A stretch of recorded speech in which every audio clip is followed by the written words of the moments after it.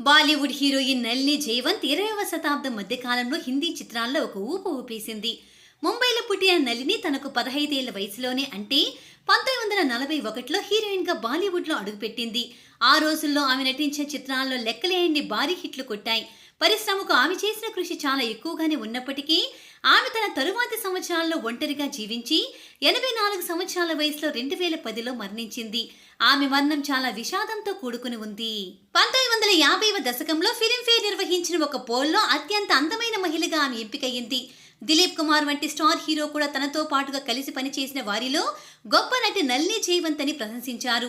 బాలీవుడ్ నివేదికల ప్రకారం బికినీ ధరించిన మొదటి నటి నళిని జయవంత్ అని ఉంది. ఆమె ఇండియన్ ఒకప్పటి స్టార్ హీరోయిన్, దర్శకురాలైన శోభనా సమర్థకు మొదటి కోడలు. 1950లో విడుదలైన సంగ్రామ్ చిత్రంలో నళిని జయవంత్ స్విమ్ సూట్ ధరించారు. అప్పట్లో ఆమె బికినీ ఫోటోలు ప్రేక్షకులను షాక్ గురిచేశాయి. ఈ చిత్రంలో అశోక్ కుమార్ సరసన నళిని జతకట్టింది. ఫిలింఫేర్ నివేదికల ప్రకారం ఆ వారాలో నర్గి స్విమ్ సూట్ ధరించింది.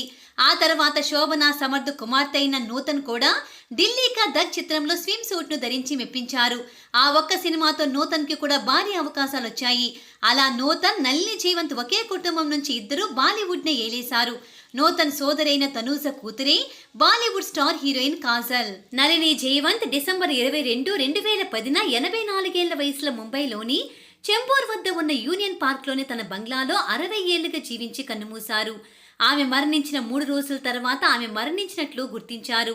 ఆమె మృతదేహాన్ని తీసుకెళ్లడానికి అంబులెన్స్ వచ్చే వరకు కూడా నళిని చనిపోయినట్లు ఎవరూ గమనించబడలేదు. దుర్వాసన రావడంతో గమనించిన ఒకరు సమాచారం ఇవ్వడంతో ఆమె మరణ వార్త బయట ప్రపంచానికి తెలిసింది. 2001లో తన భర్త ప్రభు దయాల్ మరణించిన తరువాత నళిని పూర్తిగా తాను ఒంటరిగా ఉండేలా బంధించుకుంది.